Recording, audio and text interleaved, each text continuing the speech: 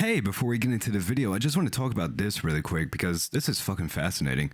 The fan game Juniors, it looks like it's getting a full remaster and expansion called Enter the Flip Side, and it looks like it's being made in the Unreal Engine. And let me tell you, this looks fucking awesome. I mean, ooh. So, yeah, if you didn't already know about that, that's happening, and, I think I'll be keeping an eye on this.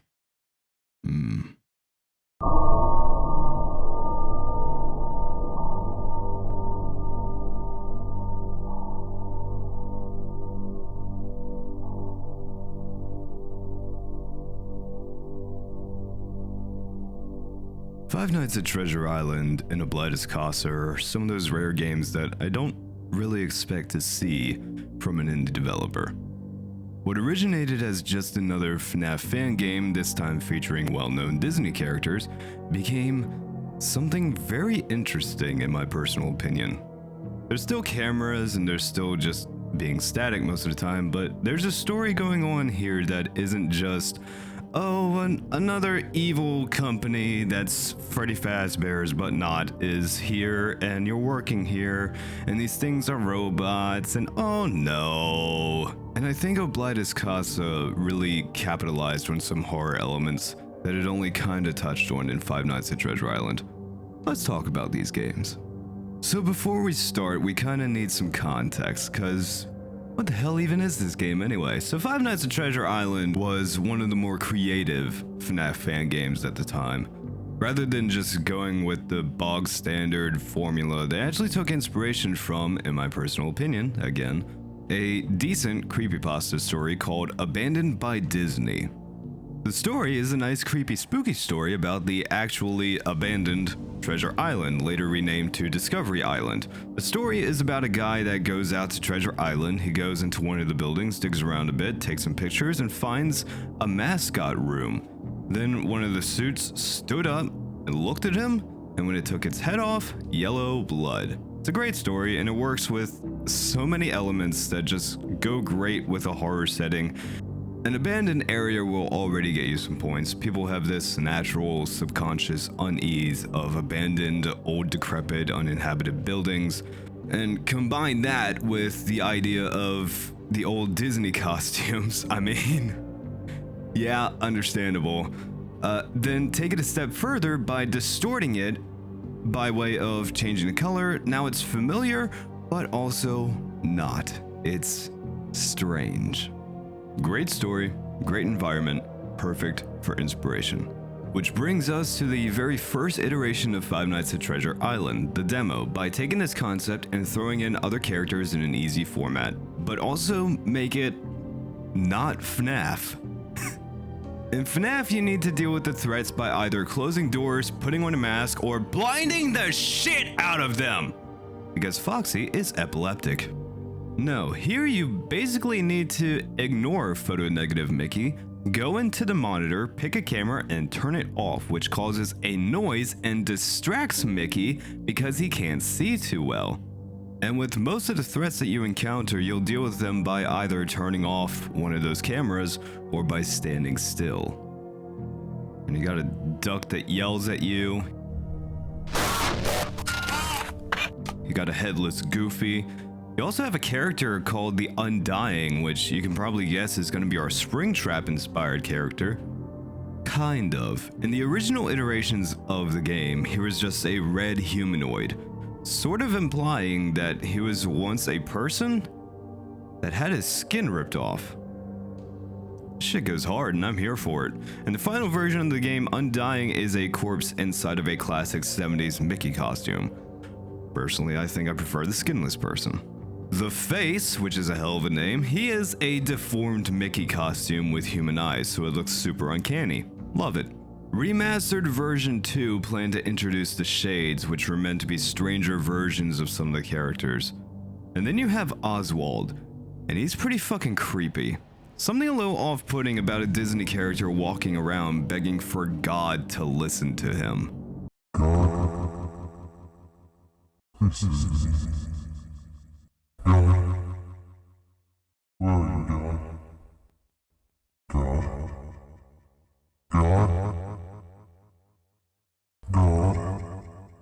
And that's something that's actually pretty relevant to the games.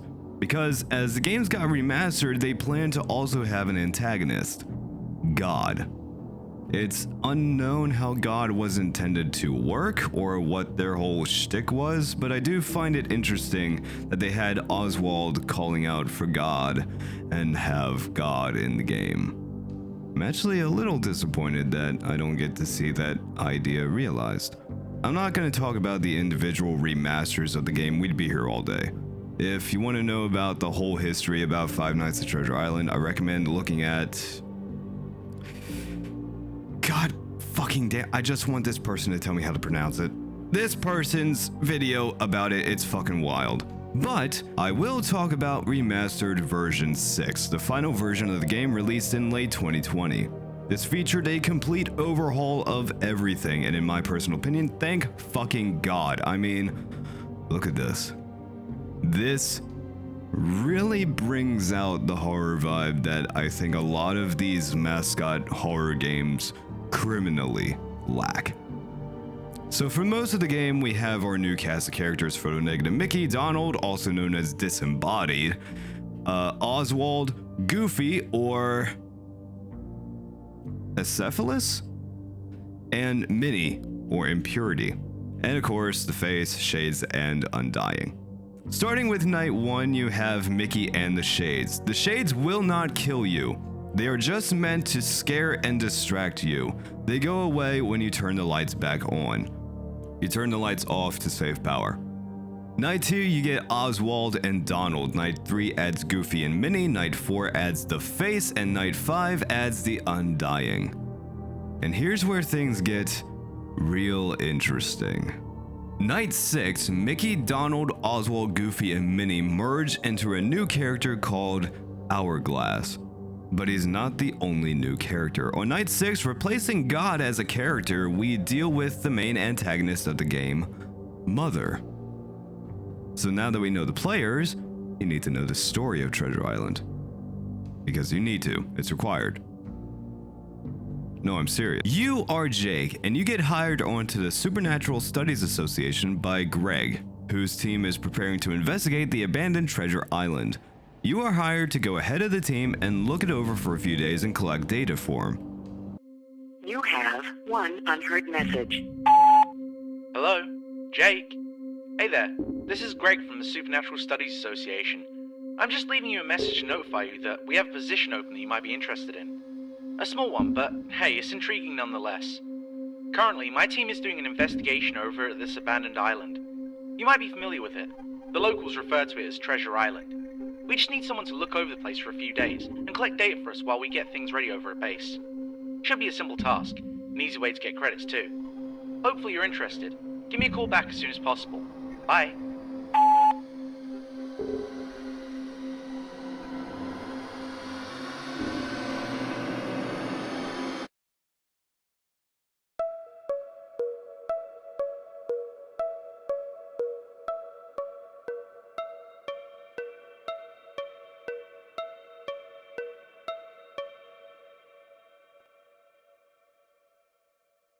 So that takes care of why you're there. Nice, simple, easy to remember.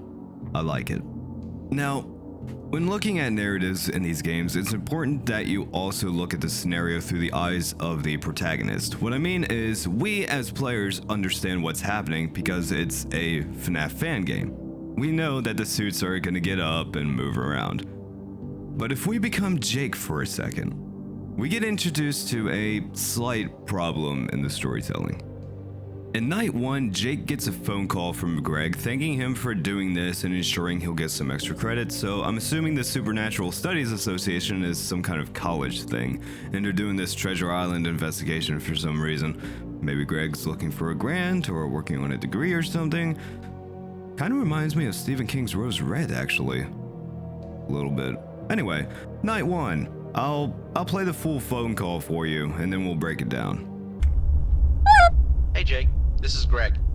Thanks so much for doing this again. I'll be sure to give you some extra credit when I finish up with these papers. I know this can be a bit overwhelming, especially since you're just an intern, but I know you're going to be fine. The team's just waiting for some equipment to be shipped out to the island, which should only take a few days. So while we're busy over here, you're over there collecting data for us. Now, I'm pretty sure you've heard some of the rumors about this place. It's the reason why we're all here after all. I'm not allowed to confirm or deny anything yet, because of the legal agreement we have with Disney. But let's just say we've found some questionable things. You thought they were costumes, but well, look, it doesn't matter. We just need you to keep a close eye on them. If you look around the building, I'm sure you're going to see an inverted Mickey character. Now don't be alarmed. Oddly enough, from what we've observed, this thing can only hear. It has pretty weak vision. If it does happen to wander into your workspace, just turn off one of your security cameras. The loud sound the camera makes should lure that thing away. Try to be quick about it though. You probably only have a small amount of time to react. Alright, I'm gonna leave that all up to you. Also, don't mess around with the equipment too much. That stuff costs a lot. Good night. The team is waiting to send equipment to the island, which is going to take a few days. That explains what they're doing while you're here. That's good. Good detail. Greg tells Jake that he's pretty sure Jake heard the rumors about the place. Now, this is me assuming what the made-up rumors around the made-up college are, but I'm going to make a safe bet that some of the rumors would be along the lines of the place is haunted or cursed, and if we're going to go with the angle that the Abandoned by Disney story exists here, then we can also throw in the suits are alive. Now, if I was Jake, I would know this, sure, but I would still be skeptical. Just because I heard the rumors doesn't mean I'm 100% on the side of these things are alive. So when Greg does this, I'm not allowed to confirm or deny anything yet, because of the legal agreement we have with Disney. But let's just say we've found some questionable things.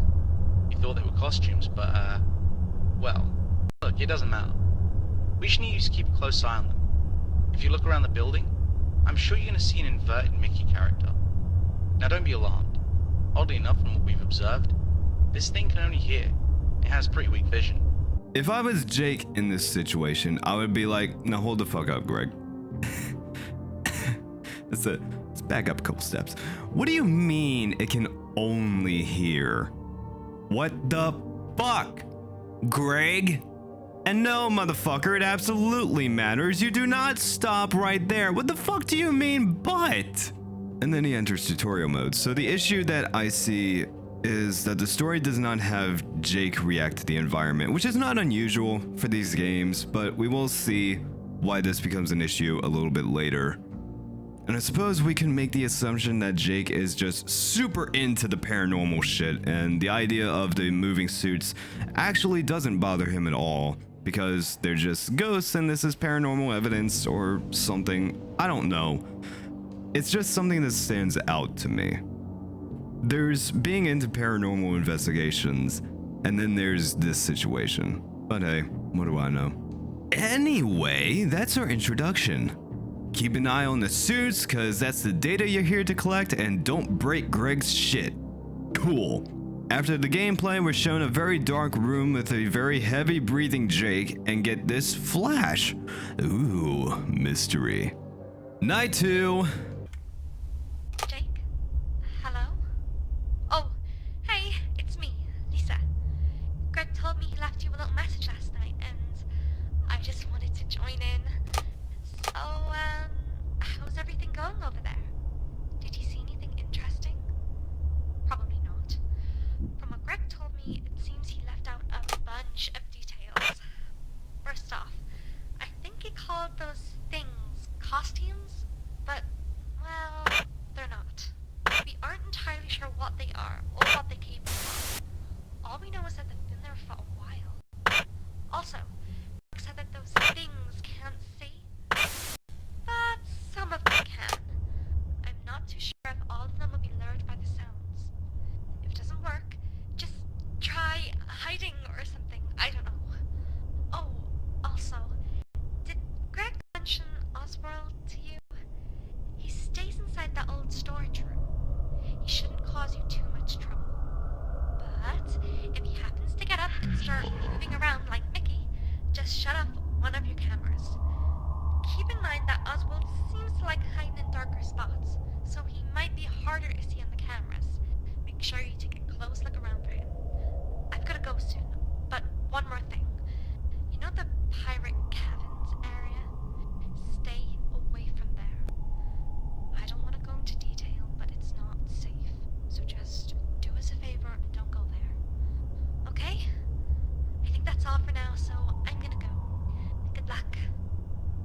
So it sounds like Greg doesn't know fucking shit. Thank God Lisa called, just trying to get us killed. Man, Greg's a double agent, bro. What the fuck?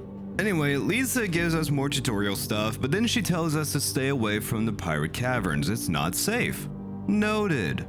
Then we get another dark room, and this time something is looking at us. Oh no, that probably isn't good. Danger!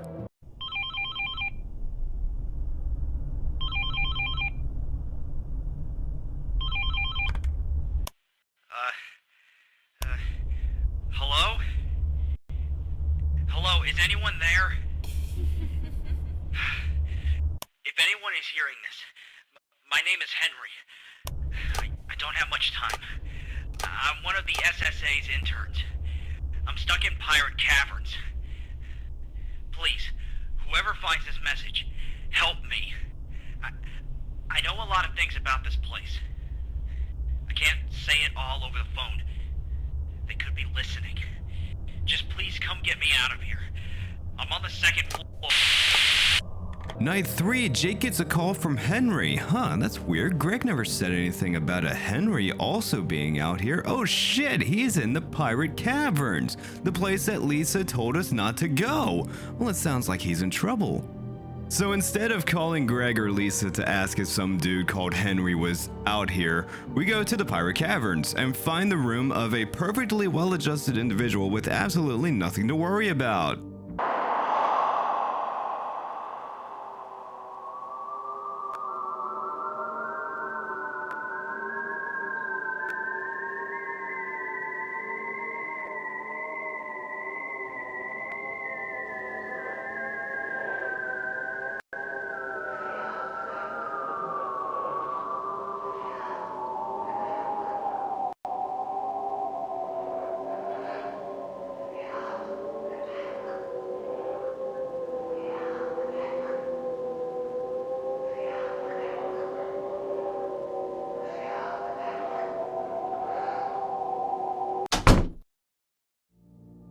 It's not clear what happens after that, but night 4 starts without a phone call.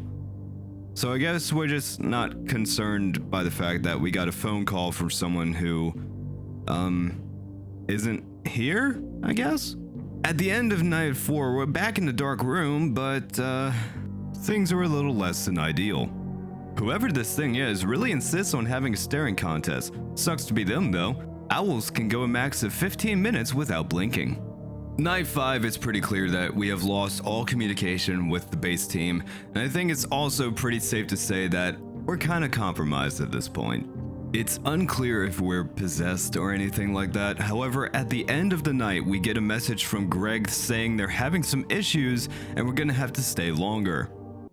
You have one unheard message. Hey Jake, I'm a little late to notify you about this. My apologies. I'm just leaving you a message to let you know that we're gonna need more time. I know you probably want to get out there, but there's been a few issues over here at base, and you're gonna have to stay at the island for a little bit longer. I'm super sorry, but there's nothing I can do about it.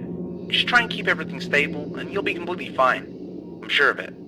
I'll notify you when we're ready to pick you up as soon as possible. Thanks, and good night. Thanks, Greg, you've doomed me. Night 6, you get another call from Henry saying the thing that they've been looking for is down there in the caverns. It's not just a legend, it's here. And then he gives you the code and asks you to meet him in the caverns before it's too late.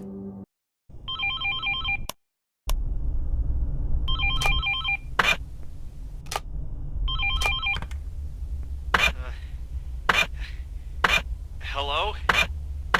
It's me, Henry.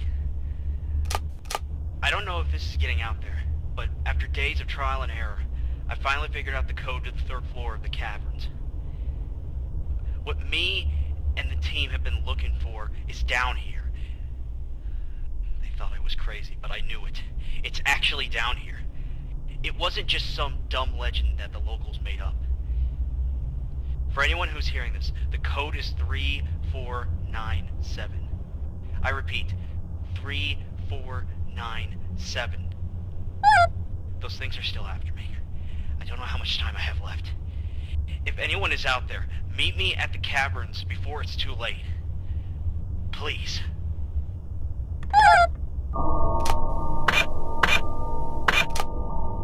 Well, kinda. He keeps calling the phone and then starts talking like he's broadcasting on a radio, you know, like, if anyone can hear me kind of deal.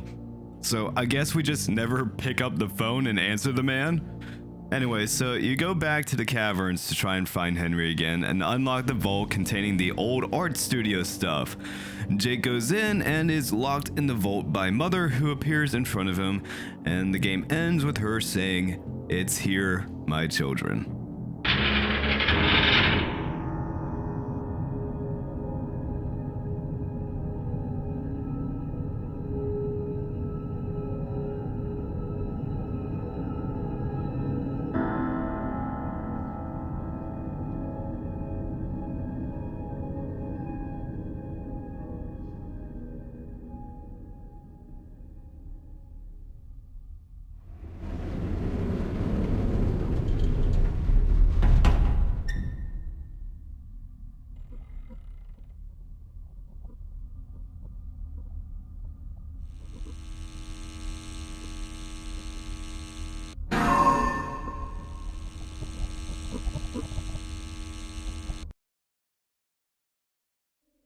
It's here, my children.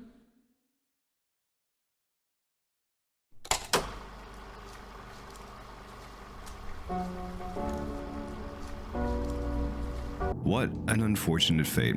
I really don't have a whole lot to say about the story. I think it's fine. It has the same issues that a lot of these fan game stories have, but from what I can tell, this seems to be one of the simpler ones. You go to this island ahead of the team to collect data on the things there, and while you're there, they capture you. It seems like Mother at least wanted you to find this vault thing for some reason, but yeah. I will say that a fair amount of the horror in the Abandoned by Disney story was the fact that photonegative Mickey was mixed in with the old costumes and suits. So it wasn't clear if it was a haunted suit or if something was in it or if it was an actual creature. It's part of that whole fear of the unknown thing. You don't really know. Here, there are no suits, they're just all creatures. But I think the game makes up for it enough, so I will overlook that, I suppose. We'll briefly touch on the gameplay. I'm typically not a fan of the use of jump scares for your horror elements, but I think there's one that is a perfect use of the loud sound and in-your-face thing to scare you, and that's Donald. If you're in the zone, that will absolutely get you every single fucking time. Well done. We're getting some claps on that one, boys. The thing I like a lot is going to be the shades. I think they do their job very well. They only exist to get a very, very, very brief reaction from you. They are not there to scare you. And I think that's a wonderful detail to have in these kinds of games, because it kind of fucks with you. And these games need that element. I like Oswald. I really like Oswald. As I said, I think there's something really off-putting about a Disney character walking around begging for God to listen to him and forgive him. It's creepy. I fucking love it. I like the idea behind Hourglass. And as I said in this video, I think Hourglass is the better execution of the idea of these things merging into one being, because Hourglass has that element of doing what all of them do, and he is the final test. He is the culmination of everything that you've been doing up to that point. You just have to do it a bit more intensely. Wonderful, wonderful execution. However, I am going to be honest with you for a minute. As of the recording of this line, I don't understand Hourglass well enough to be able to get through him. That is why I use Dice Games' video to show that bit. Hourglass moves very quickly, and on the wiki there's like 4 or 5 methods for dealing with him. But like I said, he is the final boss of the game. He is supposed to be the final test, so I don't really have a problem with the last thing of the game being difficult. I'm actually kind of glad that it is. And finally, I like the environment. It is oozing with the abandoned aesthetic. I like that you can turn the lights off. I like that the light switch breaks. I like that the shades will sometimes show up when you turn them off and just to startle the piss out of you. I fucking love it.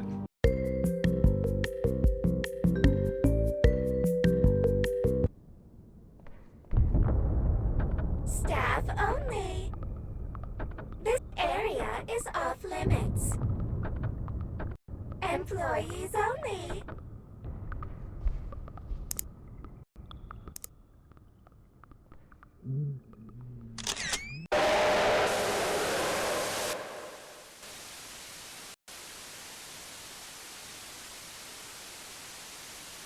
Ah, you stand still for him. Okay. Fucking forgot about the goddamn light switch. Yeah, whatever, Mickey.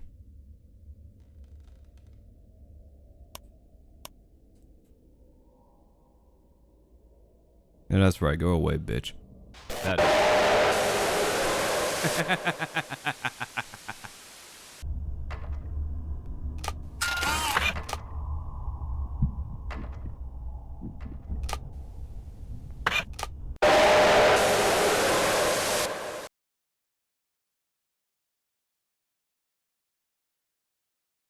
No, I don't know what's happening.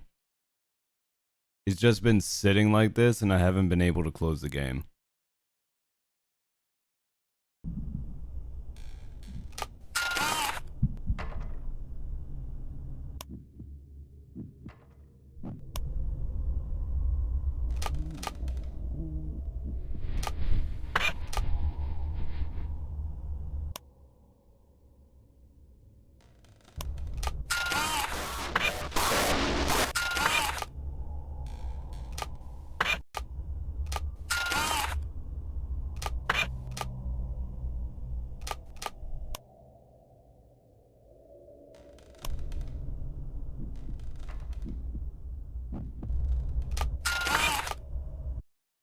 It's compatible with a controller. What the fuck?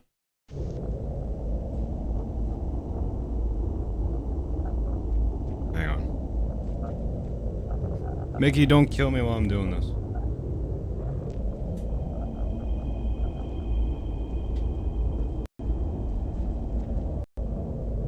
Mickey, don't kill me while I'm doing this. Well, I'll be damned. Huh. Alright, let's try it like this. Fuck it.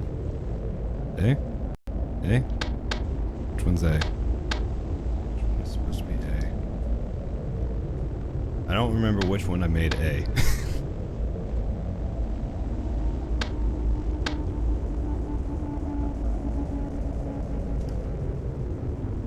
Okay, I know this one is A, and A is not working, so...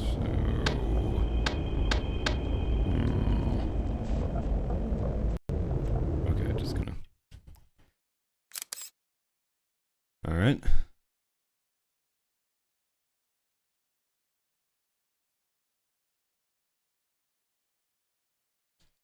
Still pressing A. Fuck it, grabbing the other one. This one. Oh, this one. It crashed. God damn it. Okay, these do not... This game does not appear to like my go-to controllers, so... It's a good thing I have more. X. Okay, I know for fucking sure that I am pressing X. I don't think it's compatible. Oh. Oh. Oh, look at that. What's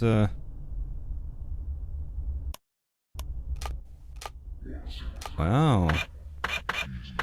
Oh, that is something. Okay.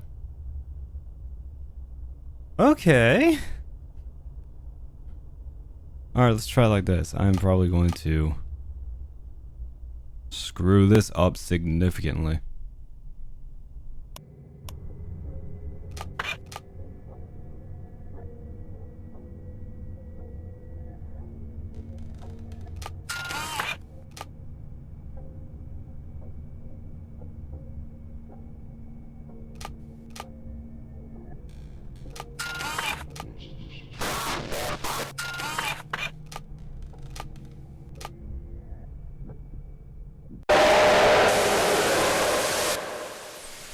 God damn it. Well, this works pretty well.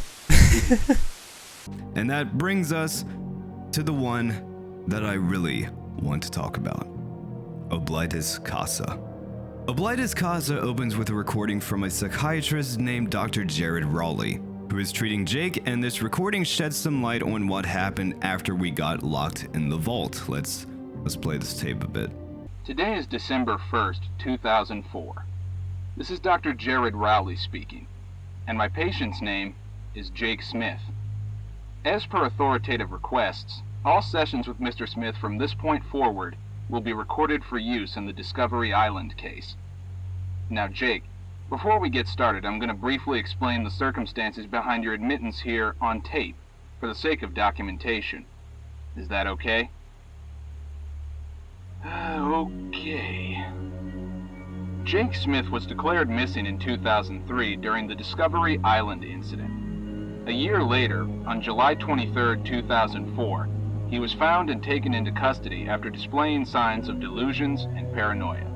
Currently, he's a suspect in the disappearance of Greg McLaughlin, Lisa Birch, and Henry Miller. Now, Jake, can you tell me anything you recall from your time on Discovery Island? We spoke about it a little during our first session, but I've been asked to get a statement on tape. Maybe you'd like to start from the beginning and work your way from there? About your time as an intern? No? That's all right, Jake. We can do that again whenever you're comfortable. Maybe you'd like to talk about what exactly caused you to vanish like that, or where you were when you were missing. I know you said it was a blur, but maybe trying to talk about it will help you remember. Okay, that's also fine. What about the cabin? Can you tell me about the cabin, Jake? You told me that nothing happened there during our last session, but considering what you did to the place... Look, this case has stumped the authorities, Disney, even the agency you worked for.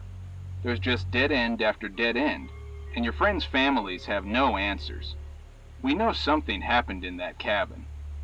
If you don't want to talk about it right now, that's okay too. But please, I think getting it off your chest at some point would really benefit you. The sooner they get answers, the sooner we can focus on helping you get better. Don't you want to put all this behind you, Jake? You spent a year on that island. You lost a year of your life to it. 3 friends. Do you really want it to take even more? Thank you, Jake. Now please, tell me about the cabin.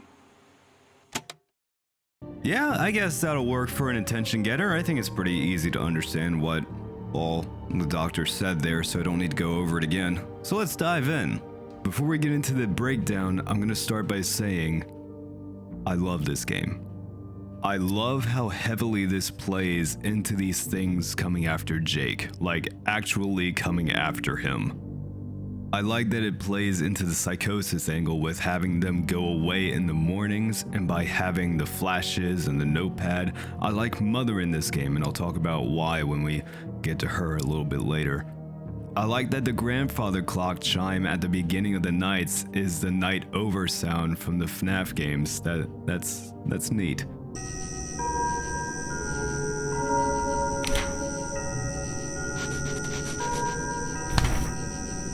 I like that night 1 doesn't end in the typical way. In short, I love just about everything that this game does, and I love the story as well, because yeah, the story in Treasure Island was cool and all, but what the hell happened, Bowie? Jay got closed up in a vault and now he's out and about again? What the fuck? Don't worry, everything will become clear. So this game handles the story with a bit more subtlety. There are no phone calls, there's no going back to the therapy sessions. Instead, you just get whatever Mother and Henry says, and beyond that, you're here, trying to stay alive. So let's make this story a bit more clear, shall we?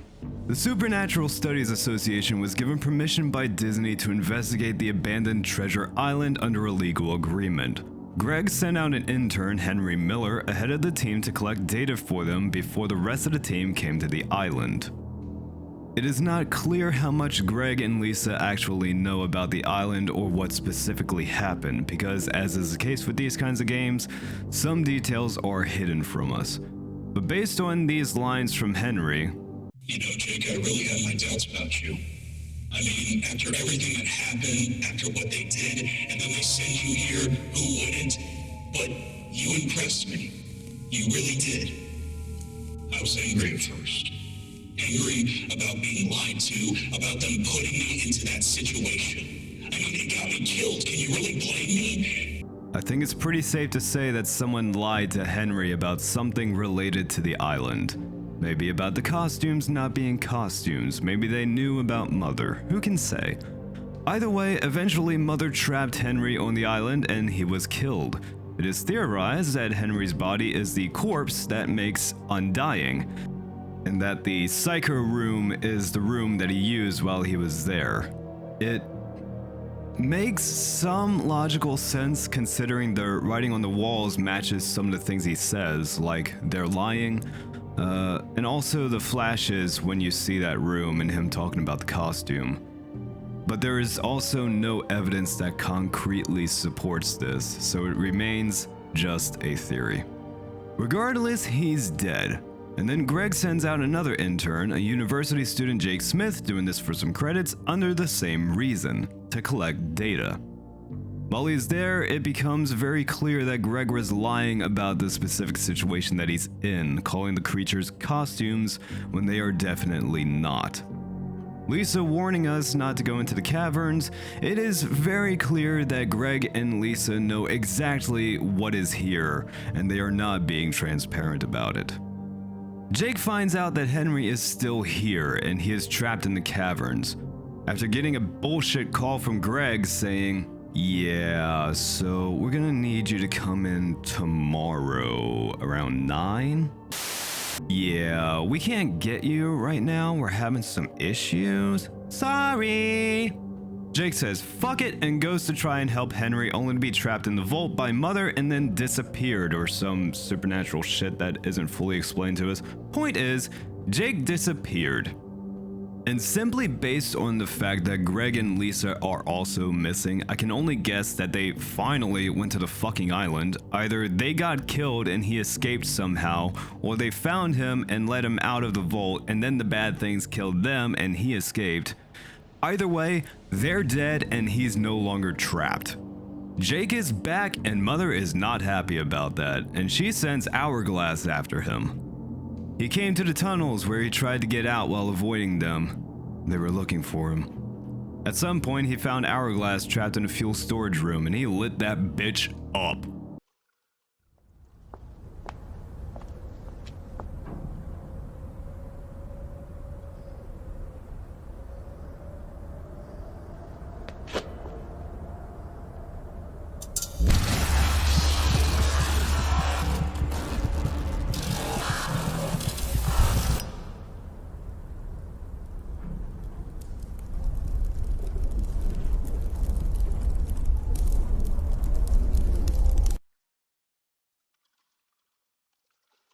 No. No. No. No. No. No. No! What did you do? They were children. My children. I took them under my care. I protected them. They did nothing to you people until you. They didn't know why you were doing anything to them. They didn't even understand what you wanted. They were scared. And you killed them. You people shouldn't have come here. I shouldn't have let you. I've seen what you people do before. Everything that you do here. Every time your team meddles in something they can't understand. Every time they push and prod and poke too deep. You don't even realize that the grass you step on, the air you breathe, it's all me. I've always been here. Every single time. Even if you didn't realize it. Even if you didn't recognize me. I have been here forever. And I will be here forever.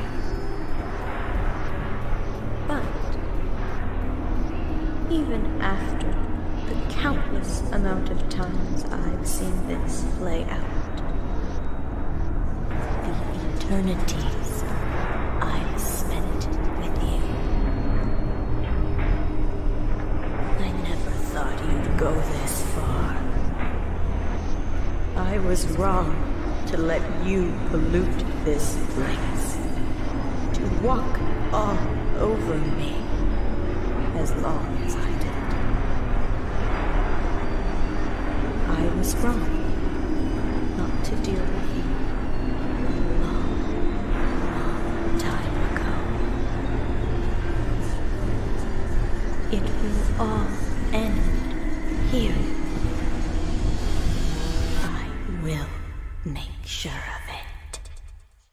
Guys, I might be wrong, but I think she is totally okay with Jake lighting Hourglass on fucking fire. Anyway, now he's hiding out in this cabin trying to survive. Because after this is when we finally understand the scope of Mother as a character and an entity. There is no escaping her on this island, and we learn that as early as night 1 when we're just about to beat the night.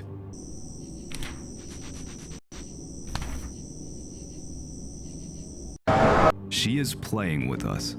We are almost entirely at her mercy. But lucky for us, Henry, the dead guy that is still here in spirit, realizes that the only way to end all of this is to kill Mother. What a fucking revelation. So he starts leaving notes for Jake in the notebook, telling him how to survive while also building a body for himself. How he did that is fucking beyond me. Which then brings us back to the tape in the beginning. Evidently, after the events at the cabin, Jake was eventually found and taken into custody as a suspect in the SSA team's disappearance, being the only person from that group still alive. Showing signs of delusion and paranoia, he was handed over to a psychiatrist for treatment, and that's basically where it ends.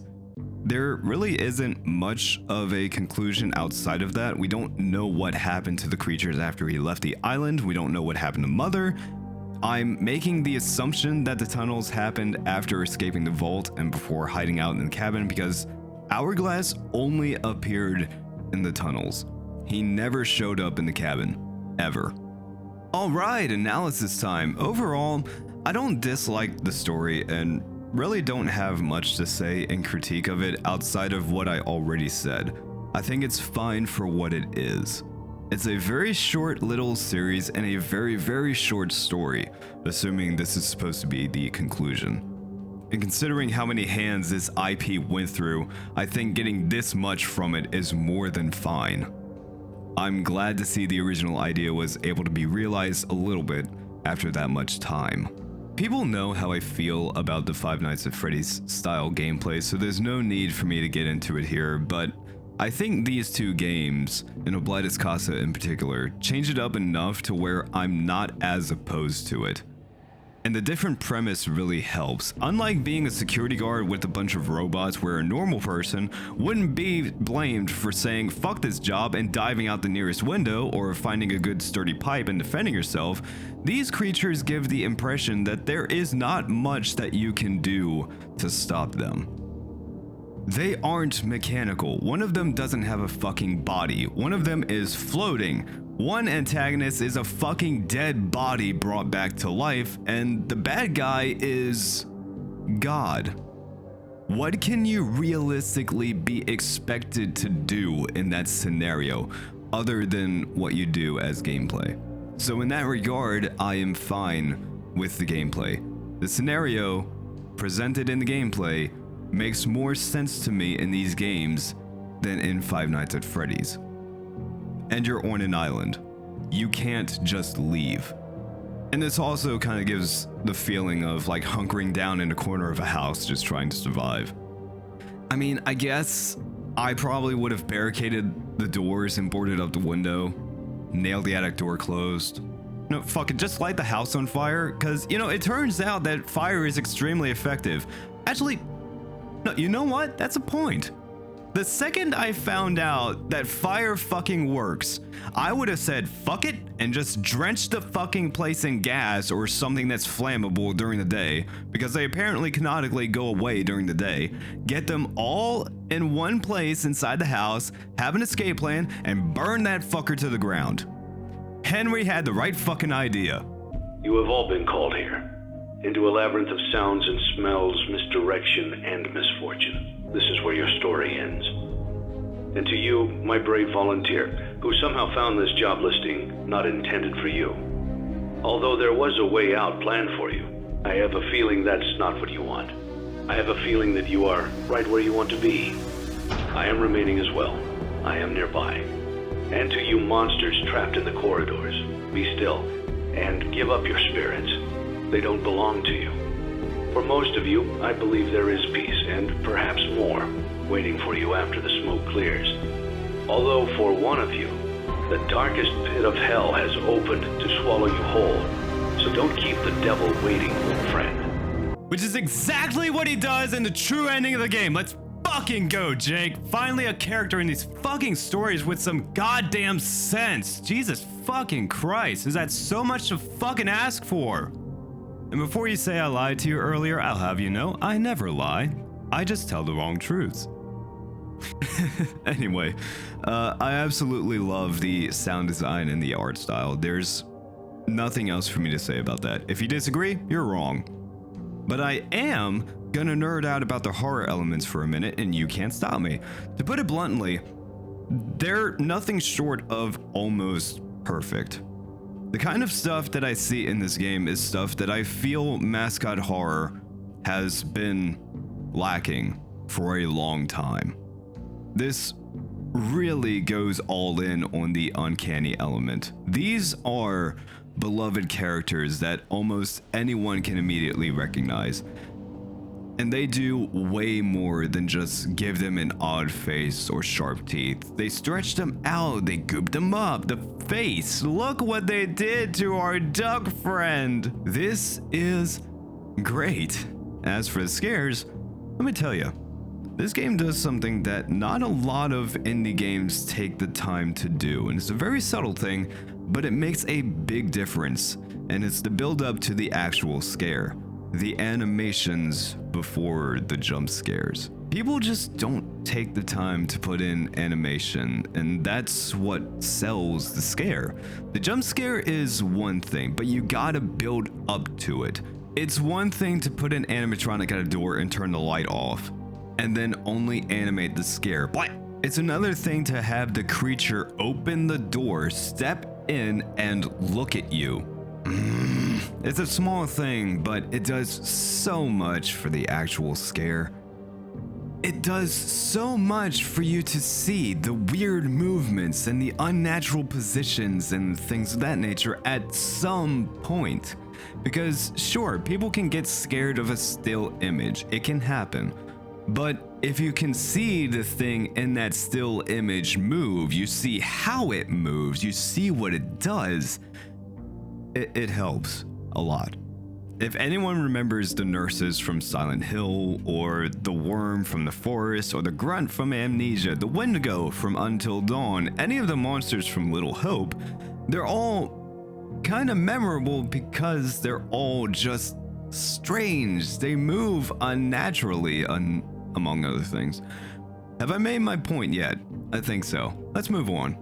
Mechanics wise, I think the one that sticks out to me the most is the notepad. Over time, a drawing will form in the notepad and Belial will spawn. I think that's how you say it. The way to stop this is by periodically erasing the drawing. I like this because it sort of plays into the psychosis angle, right? Like, maybe Mother fucked him up so bad that he's subconsciously making this drawing himself, and us erasing it is like him catching himself. That's my theory anyway. And I think that angle makes it way more interesting.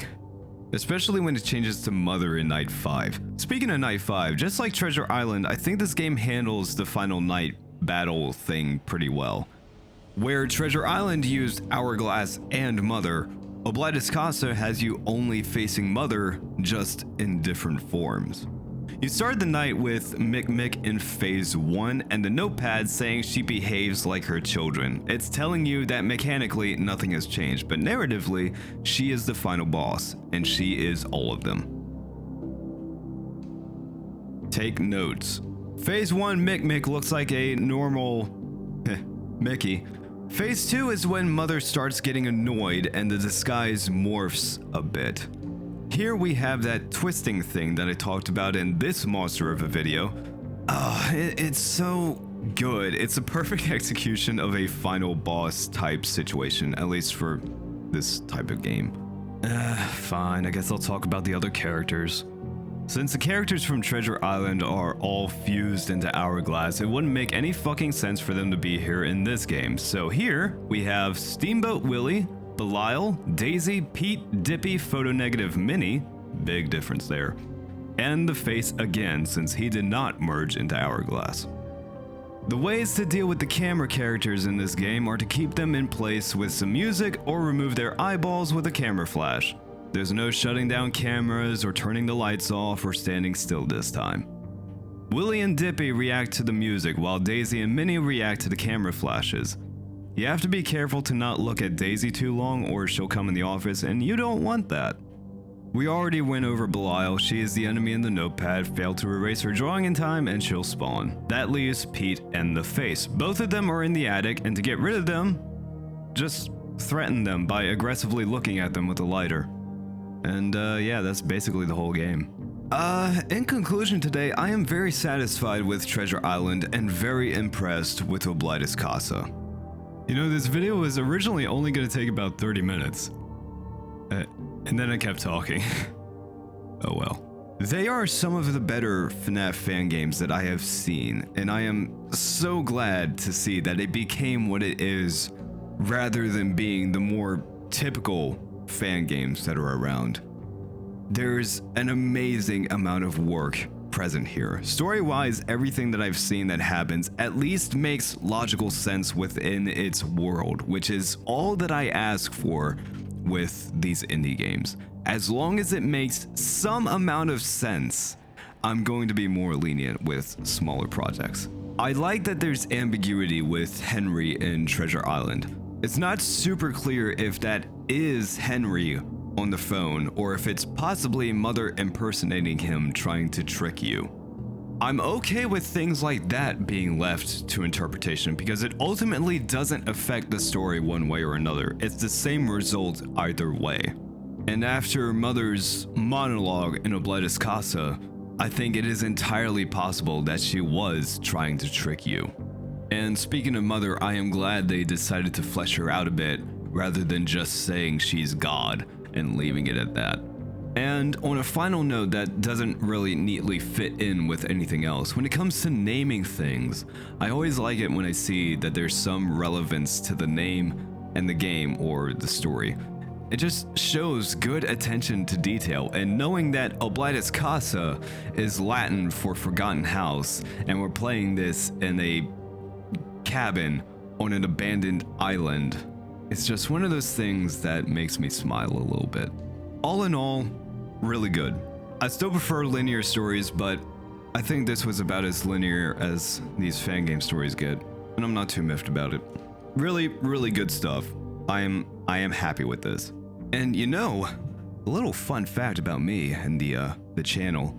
I played the Five Nights at Treasure Island remastered demo about 10 years ago. And man, it is an experience to see just how far it's come. Really impressive stuff. Ladies and gentlemen, if you like the quality of the owl stills that I've been using, they were drawn for me by this lovely individual on the screen, Goblin Simp. You can see more of their work on their Instagram, and if you want them to draw something for you as well, they currently have open commissions. Go hit them up, they're very approachable, easy to work with, got nothing but positive things to say about them. Links down below.